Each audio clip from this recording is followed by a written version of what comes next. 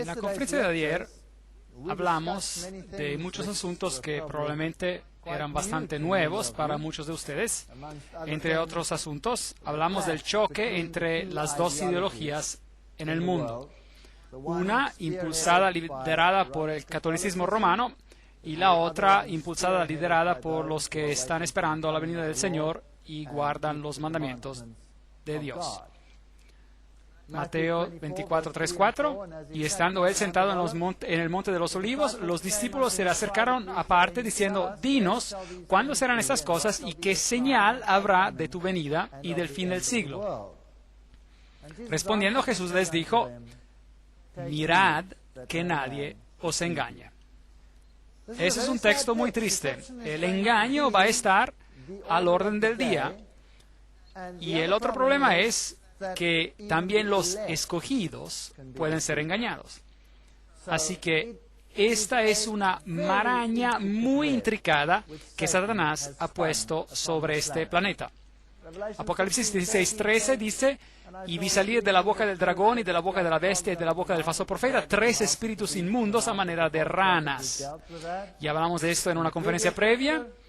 Pues son espíritus de demonios y hacen señales, y ellos van a los reyes de la tierra en todo el mundo para reunirlos a la batalla de aquel gran día del Dios Todopoderoso. Versículo 14. Fuerzas demoníacas que obran entre los hombres para engañarlos. Y la única salvaguardia que tenemos contra todo esto se encuentra en la palabra de Dios. Mateo 24, 24, porque se levantarán falsos cristos y falsos profetas y harán grandes señales y prodigios, de tal manera que engañarán, si fuere posible, aún a los escogidos. Así que señas y milagros van a estar a la orden del día. ¿Y cómo se puede prevenir que no se lo engañe y que no se engañe a otros? ¿Quiénes son los escogidos? Obviamente ellos son los que han hecho la palabra de Dios su fundamento y fortaleza. Ayer hablamos sobre la profecía de los 2300 días y vimos que Satanás ha odiado la primera parte de esta profecía y que él odia la parte final de esta profecía con la misma intensidad, porque él vio que el final de esta profecía revela a un pueblo que representará, hablará por Jesucristo y por su justicia. Y vimos que Roma ha reemitido el desafío, y yo estoy contento de saber que el desafío permanece en su sitio de internet, así que ustedes lo pueden ir a leer directamente si desean. La mayoría de los cristianos, dicen ellos, suponen que el domingo es el día de adoración que la Biblia aprueba. La Iglesia Católica Romana protesta que es ella que transfirió la adoración cristiana del día sábado bíblico, es decir, del día sábado al domingo, y que tratar de argumentar que el cambio se hizo en la Biblia es algo deshonesto y una denegación de la autoridad católica. Si el protestantismo quiere basar sus enseñanzas solo en la Biblia, tendría que adorar en el sábado. Pues, ¿qué está desafiando la Iglesia Católica Romana? ¿Está desafiando a personas o está desafiando a la palabra de Dios? Sí, está desafiando a la palabra de Dios. Y nosotros estamos atrapados en el medio de esta batalla. Eso es todo. Y se acordarán que el Catholic Sentinel, el periódico El Vigilante Católico, tiene este artículo que decía: las personas que piensan que las Escrituras tendrían que ser la única autoridad, tendrían que lógicamente convertirse en adventistas del séptimo día y tendrían que guardar el sábado como día sagrado. Y por supuesto este artículo del sitio Internet Mary Online, María en línea, donde el editor dice: o la Iglesia Católica está en lo correcto o los adventistas del séptimo día están en lo correcto, no puede haber otra elección. Esa fue una afirmación asombrosa, que cita increíble, casi de no creerla. Y después dice: y si uno no escoge ninguna de estas dos opciones, entonces la doctrina completa de sola escritura, es decir, de basarse en la Biblia y solo la Biblia, colapsa. Muy bien, ¿cuál es el asunto de la pelea? La veracidad de la palabra de Dios. Y resulta que la Biblia predijo que un grupo de personas llegarían al final del tiempo y hablarían por la Biblia y solo la Biblia, es decir, por sola escritura, y hablarían por el Señor, así como Él viene descrito en la Biblia. Y si uno no escoge ninguna de estas dos opciones, sola escritura colapsa. Ahora, ¿cómo hace una organización que no se basa sobre sola escritura, es decir, sobre la Biblia solamente? ¿Cómo hace esta organización para defenderse a sí misma en cuanto a falsas doctrinas? ¿Qué queda cuando uno quita la palabra? La tradición y Si eso no va a convencer a la gente, ¿qué más se necesita? Uno necesita señales y milagros. Uno necesita acontecimientos que convencerán a la gente que esta es la verdad. Desde el 1844 hemos estado viviendo en el tiempo del juicio, y el estándar del juicio, ustedes se acordarán, Santiago 1:25, mas el que mira atentamente en la perfecta ley, la ley de la libertad, y persevera en ella, no siendo oidor olvidadizo, sino hacedor de la obra, este será bienaventurado en lo que hace. Y Santiago 2:12, así hablad y así haced, como los que habéis de ser juzgados por la ley de la libertad. Ahora, hay dos leyes en el mundo hoy en día, dos grupos de leyes. Un grupo de leyes se encuentra en la Biblia, y el otro grupo de leyes se encuentra ¿dónde? ¿Quién hizo ese grupo de leyes? Sí, correcto, el catolicismo romano. Y eso es muy extraño. La Biblia dice, si me amáis, guardáis mis mandamientos, Juan 14:15. Este es un asunto de autoridad. ¿Cuál autoridad vamos a aceptar? Bueno, obviamente, si usted cree en la sola escritura, es decir, en la Biblia solamente, usted va a seguir la autoridad de la Biblia, que es la autoridad de Dios, de Jesucristo. Aquí está la paciencia de los santos, los que guardan los mandamientos de Dios y la fe de Jesús, Apocalipsis 14:12. Así que aquí hay este grupo al final de los tiempos. Bueno, ¿qué es el testimonio de Jesús? Se acordarán que estudiamos este texto, leímos que es el espíritu de profecía, Apocalipsis 19:10, tuvimos toda una conferencia sobre esto. Así que a las dos características que distinguen a la iglesia del remanente de Dios son, uno, guardan los mandamientos de Dios, dos, tienen el testimonio de Jesús, que es el espíritu de profecía. Y el sábado, por supuesto, en los mandamientos de Dios va a tener un rol crucial. Y les di también mis sábados que fuesen por señal entre mí y ellos para que supiesen que yo soy Jehová que los santifico y no cualquier otro. Ezequiel 20:12, Reina Valera Antigua. Así que hay aquí esta decisión. Y después leímos Apocalipsis 14:9, donde el tercer ángel sigue y proclama diciendo a gran voz, si alguno adora a la bestia y a su imagen y recibe la marca en su frente o en su mano, él también beberá del vino de la ira de Dios. Así que si uno empieza a pensar como él, a creerle o simplemente a obedecerle, entonces uno lo está adorando. Y después esta ira de la cual hablamos va a ser derramada. Así que el vino de la ira de Dios vendrá derramado y habrá una terrible consecuencia a causa de esa acción. Ahora ya hemos hablado de todo esto, así que les estoy dando un breve resumen antes de preparar el marco para estas dos organizaciones, estas dos ideologías que entran en conflicto. El Papa tiene el poder de cambiar tiempos, anular leyes y dispensar con todas las cosas, aun los preceptos de Cristo. Este es una de sus epístolas decretales y obviamente si uno cree solamente en la Biblia, es decir, en sola escritura, uno dirá que eso es presunción, que eso no es bíblico. Por supuesto, la Iglesia Católica alega que el cambio fue su acción y el acto es una marca de su poder eclesiástico y autoridad en asuntos religiosos. Así que ellos dicen, nosotros lo cambiamos. El domingo es nuestra marca de autoridad. Así que el conflicto entre el sábado y el domingo es el punto en cuestión. Y como hemos dicho, no es el asunto del día, más bien es la autoridad de Dios que se pone en duda. O es la Biblia solamente, es decir, solo la Escritura, o es la palabra de otro sistema, es decir, el catolicismo. La Iglesia es superior a la Biblia. Así que el ataque es en contra de Dios y en contra de su palabra. Y no tenemos que ver este ataque como un ataque personal, Este es un ataque en contra de Dios. ¿Y quién odia el diablo más que todos en el universo? A Cristo. Ese es un ataque en contra de Jesucristo y nadie más. Ese es el asalto violento total en contra de Él. Y esta transferencia de la observación del sábado es la prueba de este hecho. Así que echemos un vistazo a la definición de la verdad. La ley es verdad, Salmo 119, 142. Tu justicia es justicia eterna y tu ley la verdad. Muy bien, Salmo 119, 151. Cercano estás tú, oh Jehová, y todos tus mandamientos son verdad. Y también la palabra es verdad, Juan 17, 17. santifícalos en tu verdad, tu palabra es verdad. Aquí ven la otra definición. Y después, Jesús es la verdad. Juan 14:6 dice, Jesús le dijo, yo soy el camino y la verdad y la vida. Nadie viene al Padre sino por mí. Esa es la doctrina bíblica. Y no se puede comprometer. Si uno cree solo en sola escritura, es decir, solo en la Biblia, no se puede comprometer.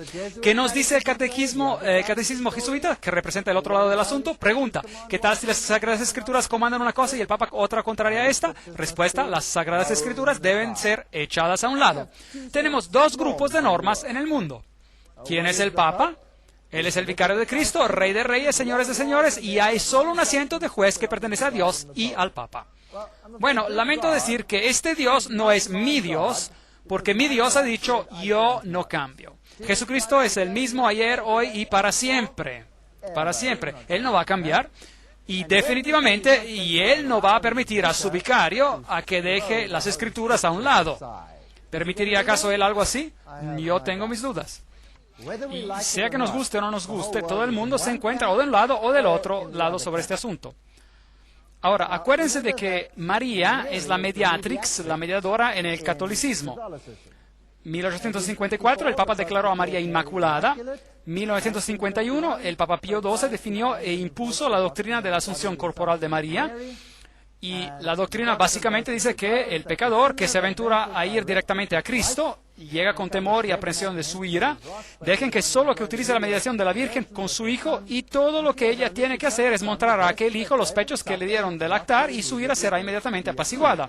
Esta era esa afirmación terrible originada por el catolicismo. Y estas son las afirmaciones hechas por los santos católicos romanos. El que no tiene recurso o acceso a María cae y es perdido.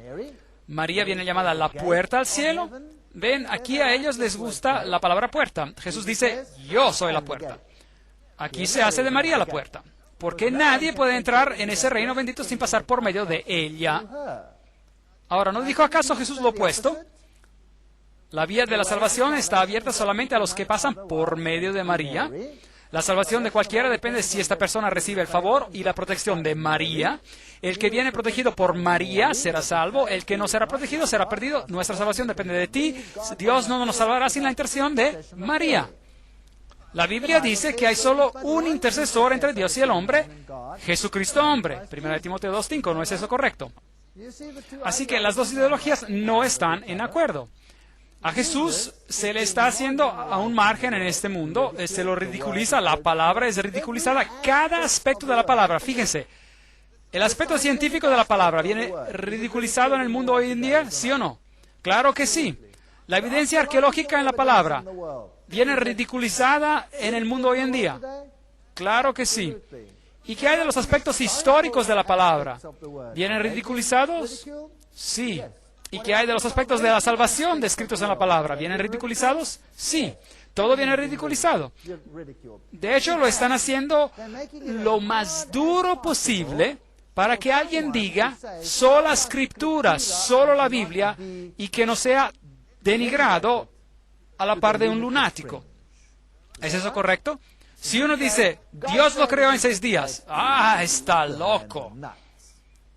¿No es eso lo que ellos dicen? Créanme, ellos lo dicen. Jesucristo, claro y simple. Bueno, María es un asunto totalmente diferente. Es interesante ver que ella tiene todos esos martillos y esas cosas a su alrededor, todos esos símbolos masónicos, mientras que en la más bendita Virgen, la Iglesia ya ha alcanzado esa perfección por la cual ella existe sin mancha o arruga. Los fieles aún luchan para vencer el pecado y aumentar en santidad. Y es así que ellos vuelven sus ojos hacia María. En ella, la Iglesia ya es totalmente santa. Esta no es una fuente cualquiera. Ese es el Catecismo Oficial Católico Romano, artículo 829. Devoción a la bendita Virgen, artículo 971. Todas las generaciones me llamarán bendita. La devoción de la Iglesia a la bendita Virgen es parte integrante de la adoración cristiana.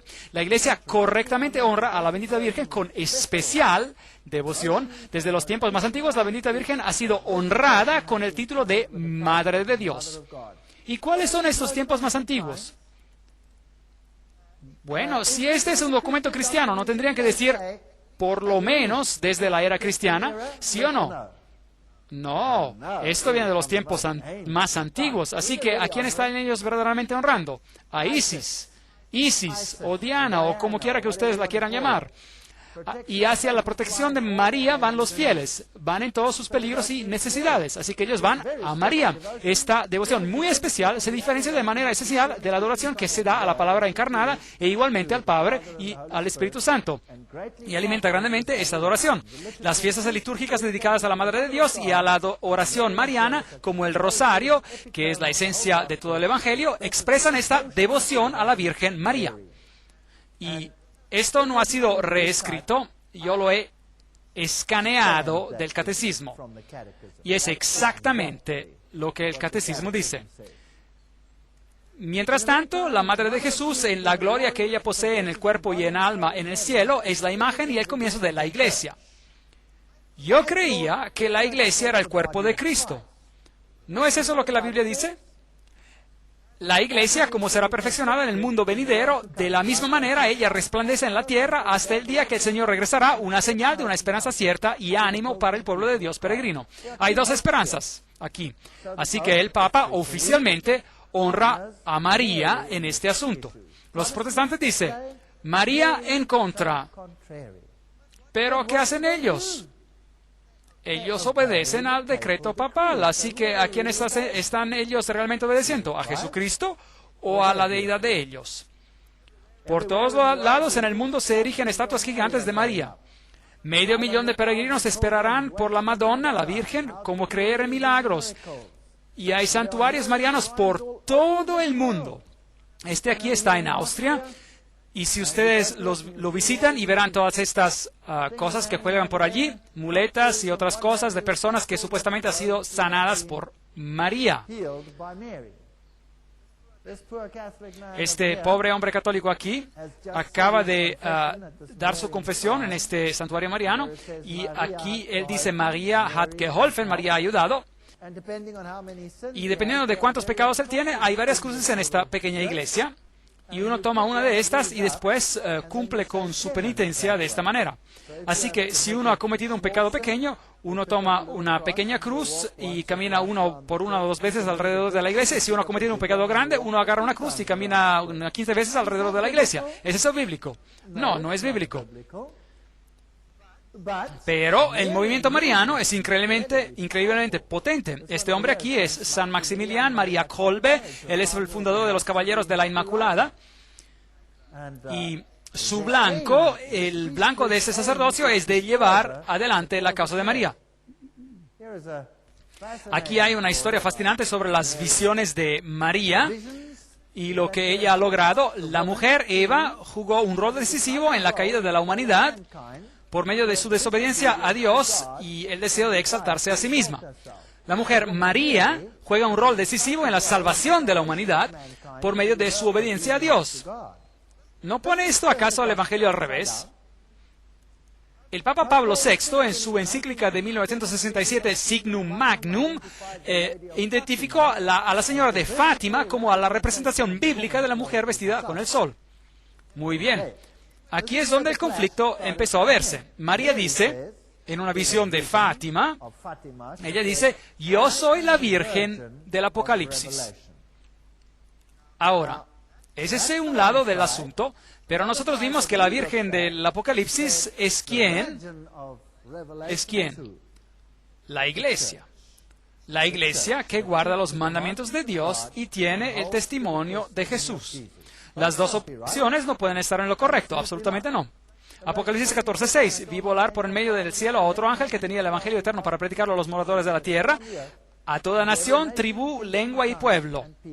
Va a haber un pueblo que representará a Jesucristo y diciendo a gran voz, temed a Dios y dadle gloria. A él, masculino. Porque la hora del juicio, de su juicio ha llegado y adorar a aquel que hizo el cielo y la tierra, el mar y las fuentes de las aguas. Así que esta organización dice, Dios es el creador. La Iglesia Católica dice, el Génesis es sin sentido.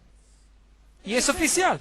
La Iglesia Católica ha oficialmente renunciado a la interpretación literal de la creación, según el Génesis, como algo totalmente sin sentido. Aquí el pensamiento del Vaticano se desarrolla. Este era el periódico Time. El Papa da su bendición a la selección natural, a pesar de que el alma del hombre permanece más allá del alcance de la ciencia. Dos ideologías. Una que dice Dios y la otra que dice eso no tiene sentido. ¿Qué hace eso a la palabra de Dios? Él está diciendo la palabra de Dios es totalmente sin sentido. Bueno, Papst Johannes Paul II und die Bibel hat doch nicht recht. Y a pesar de todo, la Biblia está mal, dice él. Y así dice él en el periódico Osservatore Romano, que es el portavoz oficial de la Iglesia Católica Romana. Él dice que el darwinismo es correcto y la Biblia está mal. Aquí en el periódico Elm Street Journal, ellos tienen una entrevista con un jesuita llamado Consolmagno, a quien le gusta indicar que el creacionismo es una herejía protestante del siglo XIX. ¿No es eso interesante? Los padres tempranos de la Iglesia eran lo suficientemente sabios como para no interpretar la Biblia de esa manera. Los jesuitas adquirieron su primer telescopio después de que Galileo publicó sus descubrimientos extraordinarios de que Júpiter tenía 4 lunas, etcétera, etcétera. Así que la Iglesia Católica Romana no cree en esto. Y aquí le preguntaron, ¿pero no son ustedes creacionistas? No, es una herejía protestante del siglo XIX. Ahora, yo quiero que ustedes reflexionen sobre esto. ¿Entendieron lo que quiso decir la cita? ¿Cuándo nació el protestantismo? En el siglo XVI, ¿correcto? Bien. ¿Y por qué esta es una herejía protestante del siglo XIX? ¿De cuándo hasta cuándo fue el siglo XIX? De 1800 hasta 1900, ¿correcto? ¿Y qué fecha hay que queda más o menos en la mitad? 1844, más o menos, ¿no creen? ¿Y por qué tendría que ser esta una herejía protestante del siglo XIX? Ese es un jesuita que está hablando. Ellos saben exactamente quién es el que les trae problemas. Eso es interesante. El protestantismo, bueno, aquí ustedes tienen una iglesia protestante. Esta es una iglesia calvinista, un símbolo bello del sol aquí. Hay un símbolo del sol sobre la ventana, eso está aún bien. Afuera está esta placa donde tiene estas piedras petrificadas y que dice, estas piedras tienen 250 millones de años. Y el protestantismo apoya oficialmente la creación o apoya la evolución. ¿Qué creen ustedes? Ustedes digan. Apoya la evolución. Cada sínodo principal de cada iglesia protestante en el mundo ha oficialmente aceptado que el relato de la evolución, que de alguna manera tiene que ser incorporado en el relato bíblico. Así que aquí nosotros tenemos un problema. También la iglesia holandesa reformada lo ha hecho oficialmente. Bueno, aquí yo me encuentro en la más grande iglesia protestante en Suiza. La denominación se llama Die Evangelische Kirche. Para los que entienden alemán, entre ustedes pueden ver algunas placas bellas aquí y otros cuadros interesantes colgando en las paredes, interesantes, y ese es su creador. Ahora, ¿quién es él? Este es Brahma, que respira hacia adentro, y Brahma, que respira hacia afuera. Ahora, esa es una historia asombrosa. Se me invitó para dar una serie sobre la evolución y la creación en Suiza, y ellos alquilaron esta sala, simplemente porque era una sala bella, y era simplemente una sala alquilada de la iglesia de la Evangelische Kirche. Y yo hablaría sobre la evolución y la creación, y distribuyeron los folletos y todos fueron invitados, y después, el día antes de que empezaran las conferencias, el pastor de esta iglesia vino a vernos y preguntó, bueno, ustedes saben, hasta ahora no se me había ocurrido, pero ¿qué van a decir ustedes? ¿Van a decir que Dios creó o van a apoyar a la evolución? ¿Qué van a hacer? Y yo dije, no, nosotros vamos a mostrar que Dios creó. Y él dijo, bueno, se acabó. Disculpen, pero yo ya no les puedo dar más la sala. Vamos a cancelar el alquiler de la sala. Y yo dije, bueno, eso es muy interesante, ¿ve? Porque nosotros tenemos un contrato y pagamos el alquiler de su sala de conferencias y hemos enviado miles de folletos que cuestan mucho dinero. ¿Y usted ahora va a cancelar la sala de conferencias? Bueno, si es así, usted va a tener problemas porque usted va a tener que reembolsar todos esos gastos y va a tener que organizar que todos los que han sido invitados puedan ir a otro sitio, y eso es simplemente justo si usted va a cancelar la sala simplemente por eso.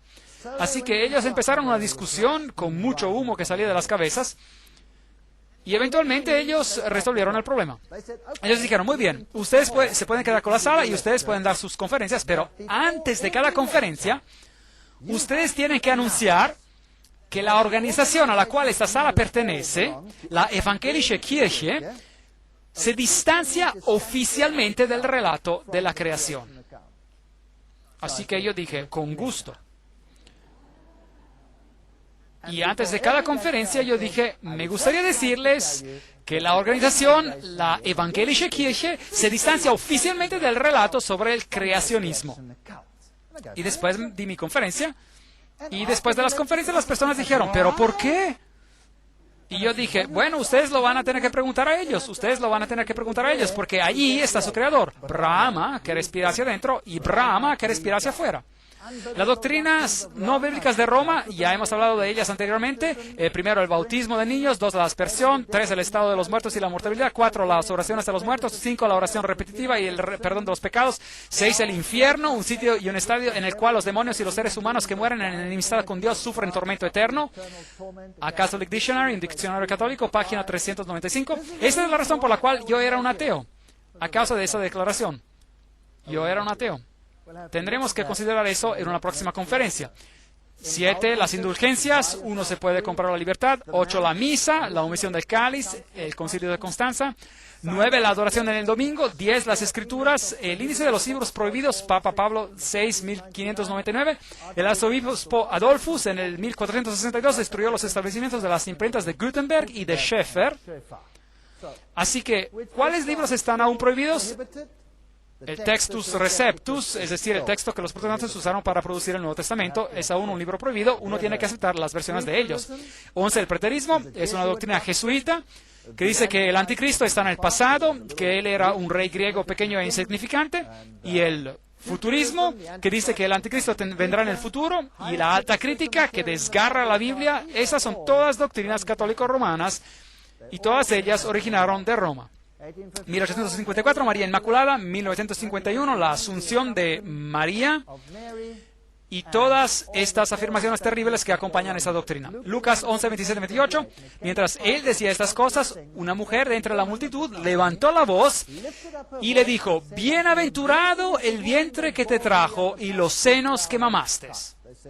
Ellos dijeron esto a Jesús. Y él dijo, antes bienaventurados los que oyen la palabra de Dios y la guardan. ¿Por qué la reprochó Jesús? Porque lo que ella estaba expresando era una fábula babilónica. Eso es lo que ella estaba diciendo.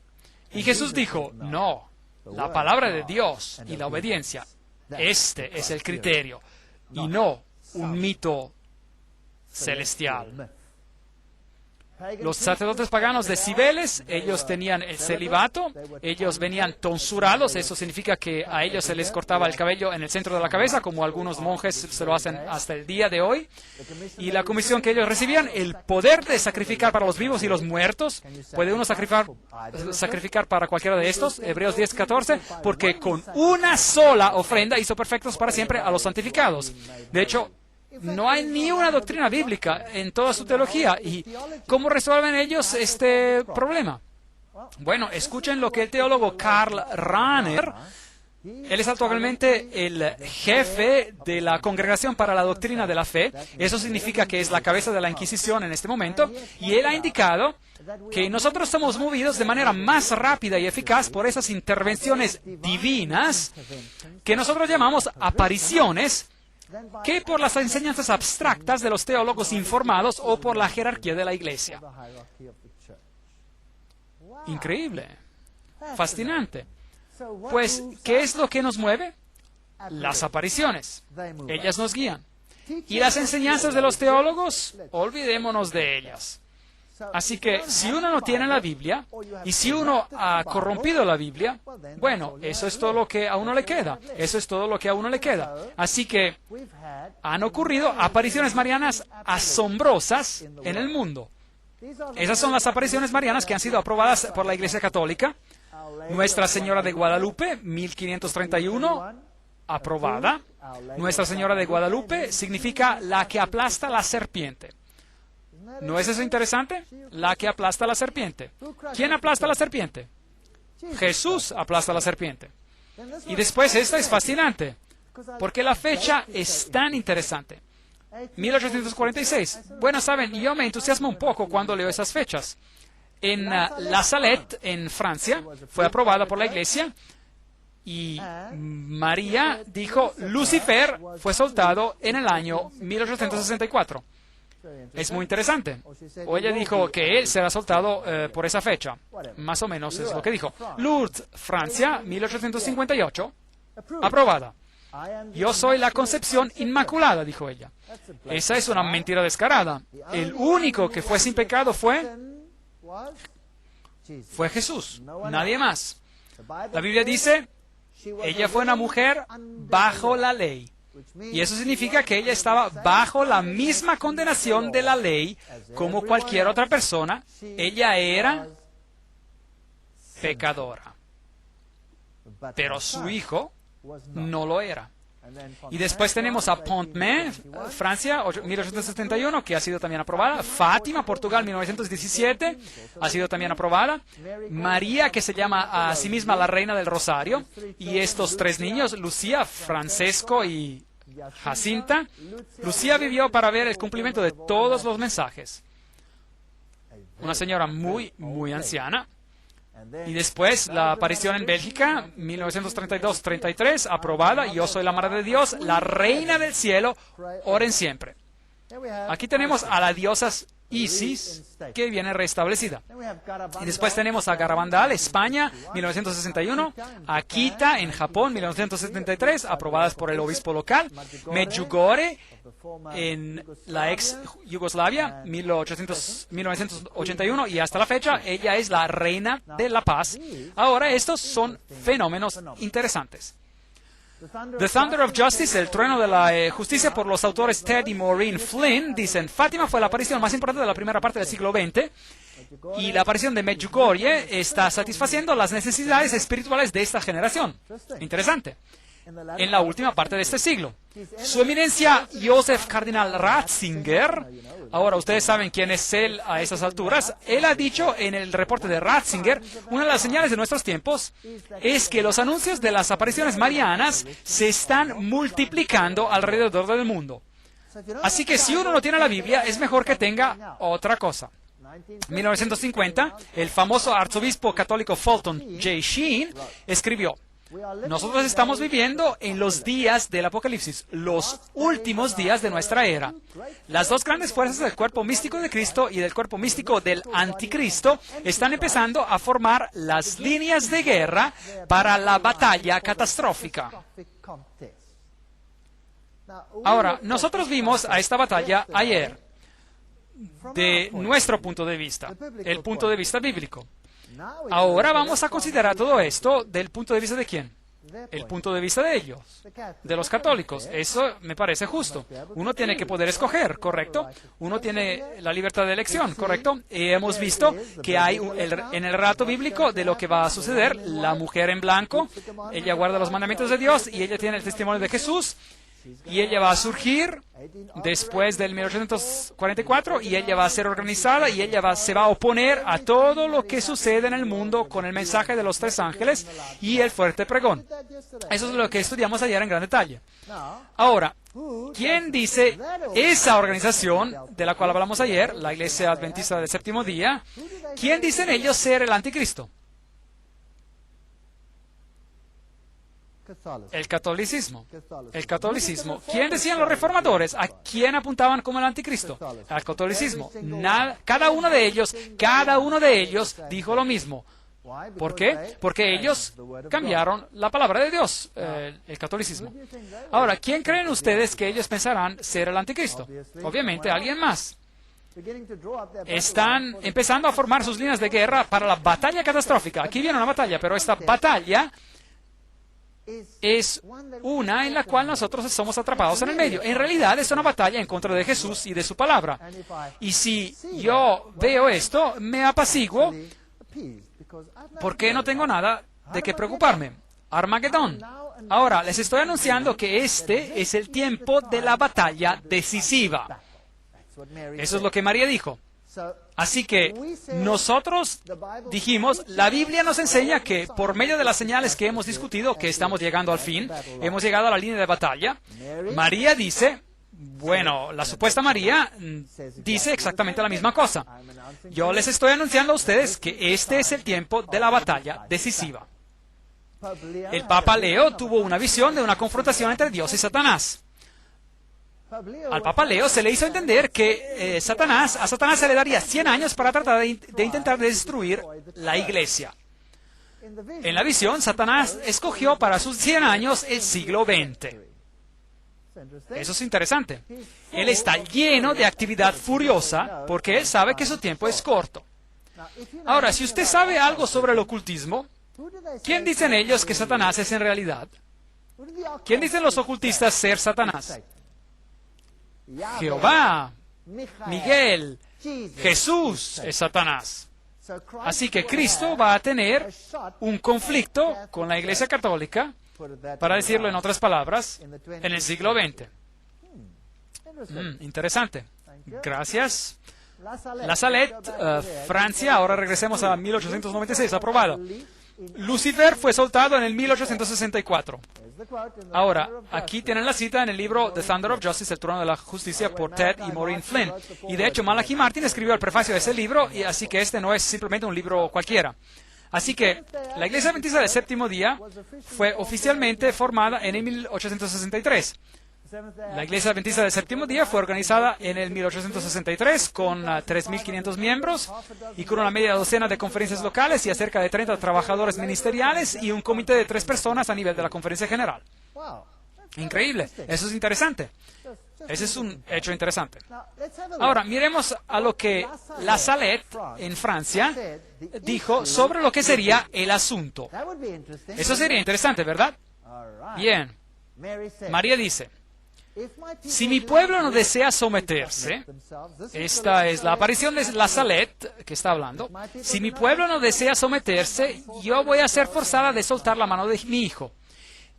Esto es tan pesado y me abruma tanto que ya no puedo aferrar su mano. Yo he sufrido todo el tiempo por el resto de ustedes. Si no desean que mi hijo los abandone, yo tengo que tomar sobre mí misma la tarea de orar a esto continuamente. Y el resto de ustedes piensan que esto es de poca importancia. En vano ustedes orarán y en vano ustedes van a actuar. Ustedes nunca van a poder pagarme por las penas que yo he tomado por el resto de ustedes. Yo les di a ustedes 6 días para trabajar y guardé el 7º para mí misma. Y nadie desea dármelo, otorgármelo. Eso es lo que abruma tanto el brazo de mi hijo. Increíble. ¿Cuál era el asunto que la aparición de la Salette dijo sería el problema? El sábado. Pero ahora, ¿qué sábado? Si ustedes están del lado de los adventistas del séptimo día, ¿cuál es el sábado? El séptimo día sería el sábado, según la Biblia. Pero si usted está en el lado que supuestamente es de María, ¿qué día propagaría usted? Obviamente el domingo. Ahora, ¿no es interesante que la Salette dice, Satanás ha sido soltado ahora? ¿Y este es un asunto? ¿Qué opinan sobre esto? ¿Es interesante o pura coincidencia o lo que sea? Y Papa Pío IX, en su carta encíclica del 15 de agosto de 1854, dijo: las doctrinas o extravagancias absurdas y erróneas en favor de la libertad de conciencia son uno de los errores más pestilentes, una de las pestes que más se debe de temer en un Estado.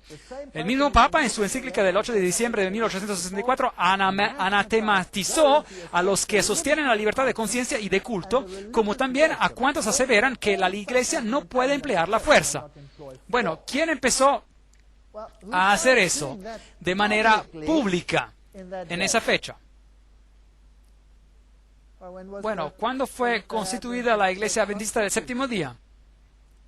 1863. Y como consecuencia de las acciones de ellos, estas cartas encíclicas se empezaron a escribir, sobre las cuales hablamos ayer.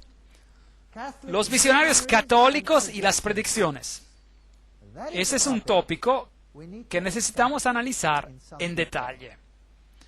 Así que hemos creado el marco, las líneas de batalla han sido formadas, dos grupos se han formado, un grupo que se basa sobre los mandamientos de Dios y la palabra de Dios y la centralidad de Jesucristo, y el otro grupo que se basa sobre las señales y las maravillas y los milagros y los mandamientos de la Iglesia y las apariciones como apoyo, porque no existe apoyo bíblico. Y nosotros tenemos que tomar una elección.